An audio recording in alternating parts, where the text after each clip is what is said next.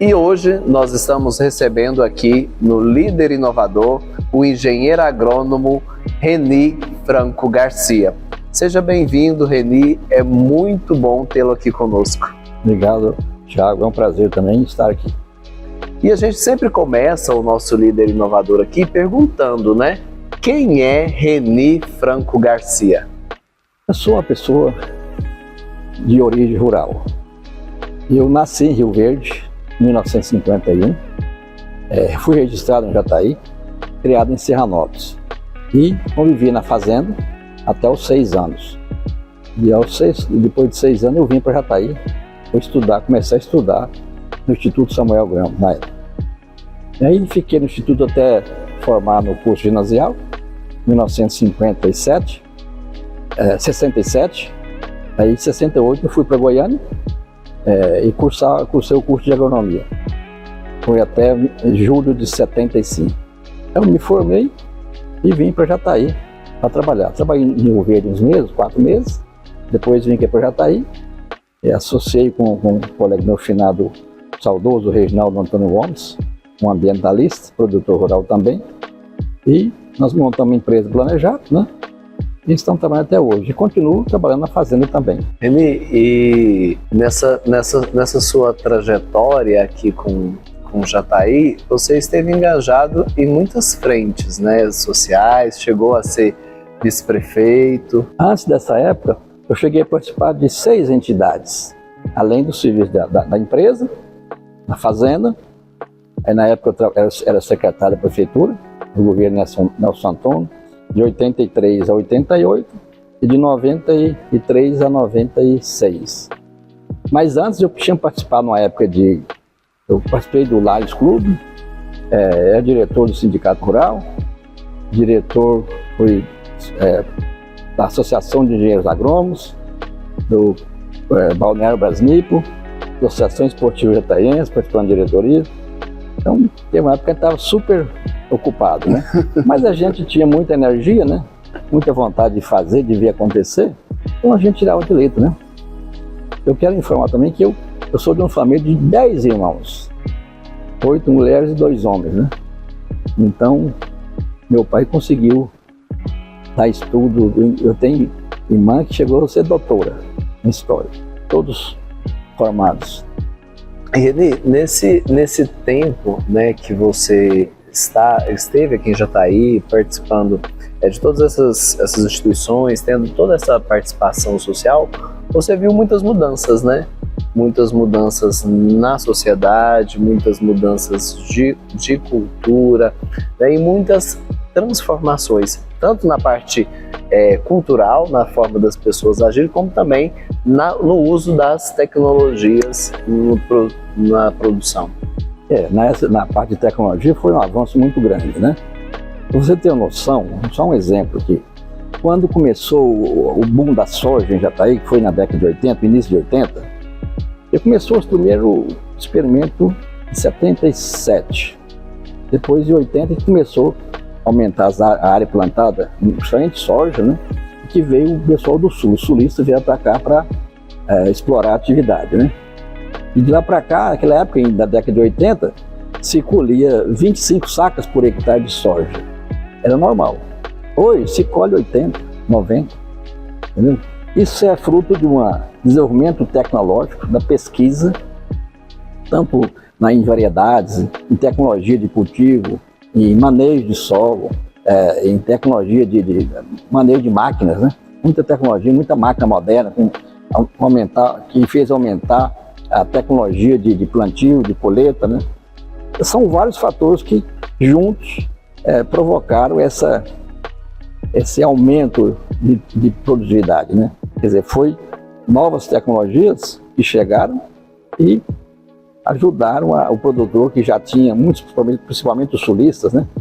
E já tinha um conhecimento de agricultura mais ativa do que aqui no Centro-Oeste, e trouxeram isso aí com as informações, e a gente, no caso aí, a minha área de planejamento e assistência técnica, nós fomos o elo de divulgação dessas tecnologias. A gente pegava a tecnologia gerada pela pesquisa e levava ao produtor. E o produtor utilizando aquela tecnologia foi evoluindo, né? Aí aumentou as colheitas, né? E nos últimos anos, né, nós temos vivenciado um avanço, tanto na perspectiva econômica, né, da produção, das receitas geradas, como também uma maior visibilidade do agronegócio, uma maior visibilidade do produtor, né, dos empresários ligados ao agro. Na sua visão, como que esse processo se desencadeou e como você acha que isso tem contribuído para reforçar essa visibilidade do agro? Como sabe que hoje o agronegócio é responsável por em torno de 80% da riqueza do Brasil. Nossa região muito mais ainda, porque ela é altamente dependente do agronegócio, tanto pecuária, agricultura e todas as atividades correlatas, né? E aí vem todo aquele elo de atividades que são correlacionadas. Vem o comércio de defensivos, vem as oficinas mecânicas, a revenda de máquinas. Então, isso tudo veio beneficiar, aumentar a arrecadação da região, a arrecadação do município. Isso aí permitiu que o poder público pudesse investir mais na área, primeiro na área urbana da cidade, na área rural também, né? Mas investir em melhorias para desenvolvimento da sociedade, né? Todos são beneficiados com isso, né? Quer dizer, tudo foi origem dessa produção agrícola, né? Que veio chegar lá na ponta da rua daquela pessoa e um funcionário, um filho dela passou a trabalhar na atividade do agro. Então é um reflexo muito positivo. E Reni, o que hoje, assim, para você, você se destacaria ao longo da sua trajetória como um valor da sociedade, né, que precisa ser mantido, que a gente precisa valorizar mais, reconhecer que todo esse avanço tecnológico, né, que trouxe aí o aumento dos meios de produção, mas por outro lado também a gente percebe que houve um distanciamento aí das pessoas, né? A gente vive no mundo da tecnologia e esquece a proximidade com o outro, estar com o outro, em dialogar com o outro, porque muitas vezes a gente se dedica muito à tecnologia, às redes sociais e esquece de estar com o outro, né? É uma preocupação grande que eu tenho, não comigo, né? Mas as próximas gerações, né? Meus filhos, netos, então já tenho preocupação porque eles estão muito envolvidos com essa moderna tecnologia, principalmente parte de informática. Isso aí distancia o convívio social. Você vê hoje, você senta com a família numa mesa e todo mundo está invocado, não está pensando nem em comida, em nada, é só olhar. Então, aquele momento que você está com a família para conversar, para contar o que aconteceu no dia, e alguma história, informação, troca de ideias, está morrendo, não está acontecendo. Então isso aí é preocupante, né? Como serão as próximas gerações? Terão essa mudança, alguma coisa? Eu não sei se vai piorar ou melhorar. Um lado melhora, agiliza alguma coisa, né? Favorece, né, a tecnologia, mas por outro distancia o convívio, né? Você vê as informações, vê a história de países muito desenvolvidos, não tem o calor humano, acabou esse calor humano. Cada um para si, no seu canto, você entendeu? Desenvolve tudo, tal, ganha muito dinheiro, mas não tem aquele calor humano, aquele contato com os vizinhos, com as pessoas, né? Antigamente você via à noite, à tardezinha, né? Os vizinhos, as pessoas sentavam nas portas das casas, bater papo com o vizinho. Aquilo era de conversar numa boa, tudo tranquilo, né? Hoje você não pode nem fazer isso, né? Por causa de problema de segurança, né? Então são ocorrências que vêm acontecendo e a gente não sabe até que ponto isso aí vai ser benéfico, né? E nessas conversas a gente ouvia muitas histórias, né? Histórias de vida, histórias de outras pessoas, e isso era muito comum na zona rural, né? Principalmente na zona rural também, ali você tinha muitas conversas com as pessoas e ouvia muitos causos que a gente falava, né? E hoje Hoje eu acho que os vizinhos não têm nem tempo, né? Eu falo por mim, que eu nem conheço meus vizinhos. Eu entro e saio de casa e daí nem consigo, porque as pessoas acabam se fechando no seu mundo ali. É porque antes dizia, é cidade grande acontece isso. Hoje nas pequenas cidades também, né? Que a informação, a tecnologia chegou nas pequenas comunidades, né? Você vê lá no interior do Amazonas, lá, a pessoa está informatizado, né? Então, quer dizer, tem informações do mundo inteiro, né? Então, isso aí acaba esse contato, né? Então, a gente que viveu no mundo, assim, né? Quando era criança, jovem, né? Diferente, então fica receoso, né? O que vai acontecer agora, futuramente, né? Porque você sabe que toda mudança que ocorre na sociedade, no mundo inteiro, na história das nações, tudo, aconteceu assim, provocou algum dano. Nada aconteceu por acaso, né? Quando você vê a história de alguma região do mundo aí, ó, aconteceu isso, aconteceu guerra, aconteceu aquilo e tal. Então, quer dizer, são informações, né, situações que às vezes não poderia ter acontecido, não aconteceu, né? Então, às vezes nós também aqui nesse mundo de hoje, né, temos que estar preparados para algum evento, né, diferente, porque nós não estamos fora de acontecer isso, não. E as mudanças, elas vão acontecendo em todos os segmentos, né, e vai transformando toda uma sociedade, e isso vai impactando em todas as áreas, né? Hoje, na sua visão, né, como que é liderar, né, no meio rural, né, conseguir aí congregar mão de obra, né? Hoje a gente vê cada vez mais as pessoas, principalmente na área de produção pecuária, né, a dificuldade que é para você ter mão de obra para essa cultura, né? Como que é liderar no campo, formar mão de obra e fazer com que as pessoas gostem desse meio rural? Tá difícil, né? Lembra que você falou na pecuária. A pecuária tá pior do que a parte agrícola. E na agrícola você consegue ainda mão de obra mais ou menos, o cara faz um treinamento de operador de máquina, por exemplo, né? Então as empresas, revendas, fornecem treinamentos para operador de colheitadeira, de trator, todos os equipamentos, né? E na pecuária não ocorre isso, é muito difícil. E outra coisa, o que está ocorrendo é que as cidades oferecem muito mais atrativos para a pessoa estar na cidade. Então dificilmente o cara quer ficar na fazenda trabalhando assim, não, tem que ir na cidade. Então está um problema seríssimo. Em pecuária, o vaqueiro, ele tem que ter uma origem. E não vai, dificilmente um vaqueiro vai, vou começar a trabalhar para você. Não. O cara que não começou, não conviveu lá desde criança, na atividade, participou lá com seu pai ou com alguém lá ligado, né? Não captou aquela experiência, aqueles dados, né? Então, quando você vai trabalhar numa fazenda de pecuária, por exemplo, nossa senhora, é difícil, a mão de obra está escassa e não está boa. Mesmo que haja aquela qualificação, né? Acontece demais, o cara qualifica, pega uma informaçãozinha para trabalhar na pecuária, logo ele muda, resolve, acha que começa a pegar ter mais conhecimentos, né? Em todos os setores, aí ele já se vê mais preparado, então já quer, se surge uma oportunidade dele ter um salário melhor, então já sai daqui, larga a atividade e vai para outra. Então é complicado. E Reni, na sua visão aí de campo, né, da área rural,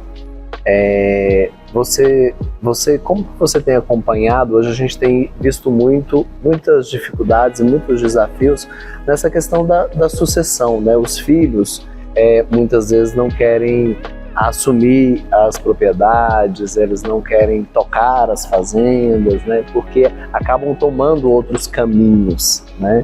Como que você tem visto essa questão da sucessão no campo? Também preocupante.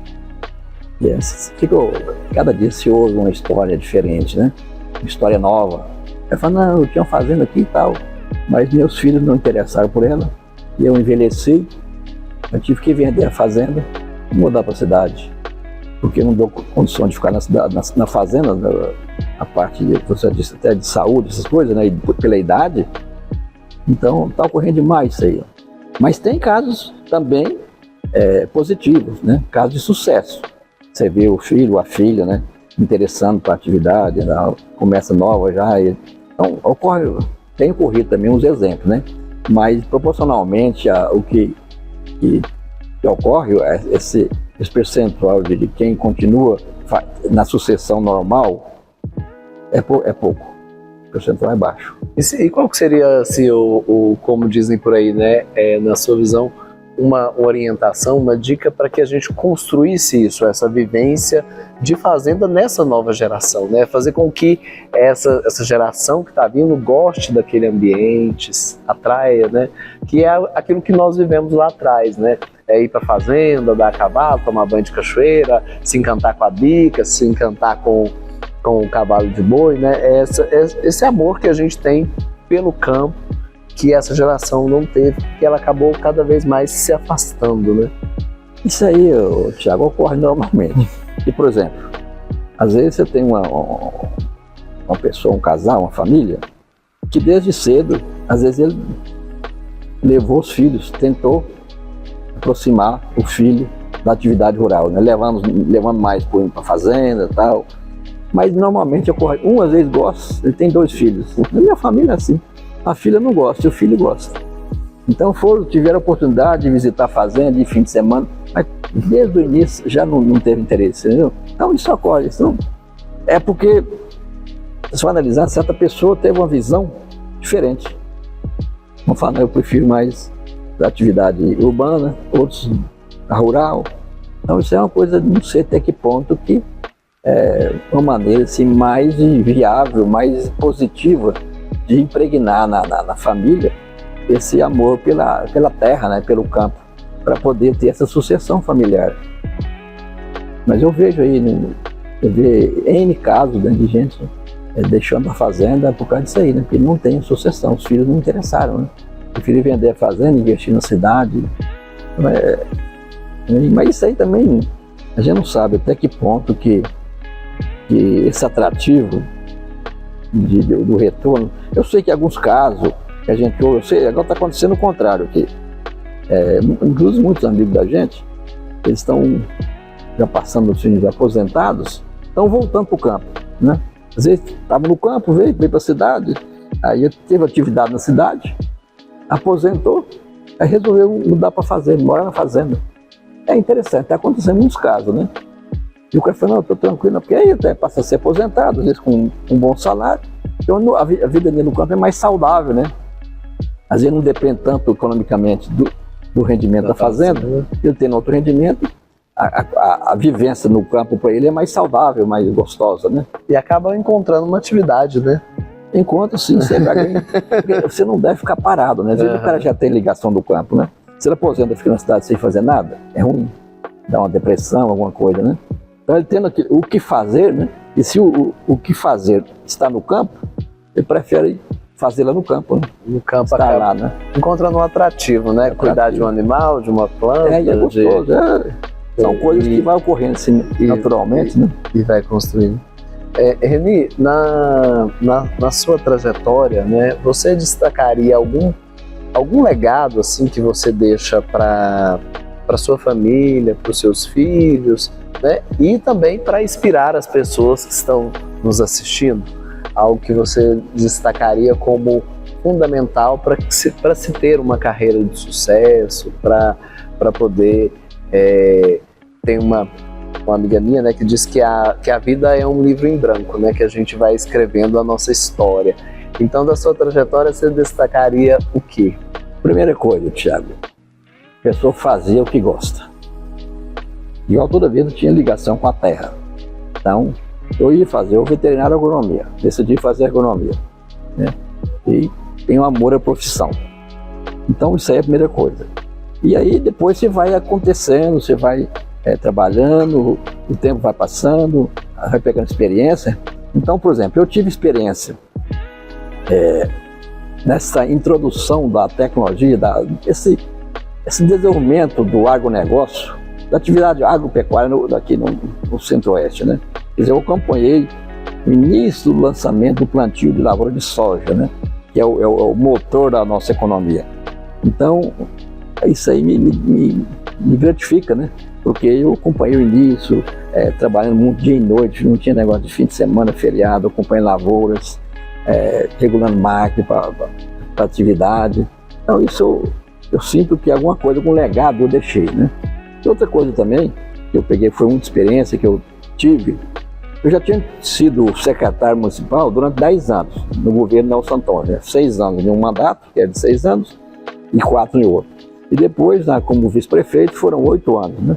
Também é um legado que a gente deixa de obras e trens junto com o prefeito, né? Muita coisa que eu participei diretamente, principalmente na zona rural, eu tinha mais ligação, né? Então são coisas que a gente sente assim, recompensado, né? Por ter participado disso aí, né? É um legado que a gente pode deixar, né? E tudo isso aí também, eu não podia deixar de falar que o exemplo que eu tive em toda a minha vida profissional, atividade humana, relacionamento, foram os ensinamentos dos meus pais, né? Então foram fundamentais, né? Assim, de dignidade, de honestidade, né? Dedicação ao trabalho. Então isso aí foram legados que eu peguei e tento passar para meus filhos, né? Então, meus filhos e quem participou comigo, né? Ver que isso é importante a gente espelhar em alguém de sucesso. Alguém que seja exemplo, né? De coisas boas, de bons ensinamentos. E você realmente é uma pessoa que inspira, né? Ele tem uma trajetória e tanto aí dedicada ao campo, né? Dedicada e contribuiu com a sociedade. E eu queria que você deixasse um recado, né, para as pessoas que estão nos assistindo, para aquelas pessoas que estão iniciando as suas carreiras, que estão aí em busca de um propósito de vida, né, de encontrarem aí um objetivo e um caminho para ser seguido. Queria que você deixasse uma mensagem de inspiração para essas pessoas. Primeiro, eu já falei que a pessoa tem que fazer aquilo que gosta. E fazendo aquilo que gosta, fazer bem feito, com dedicação, né? Tentando atingir o melhor na atividade, né? Dedicar, primeiramente, a tudo aquilo que você vê, que você enxerga, que vem trazer benefícios, não para você, mas para o próximo também, né? Porque você, por menor que seja a sua atividade, mais simples a atividade, você consegue fazer aquilo que, além de você, beneficiar alguém. Então isso é importante, que as pessoas pensem nisso, né?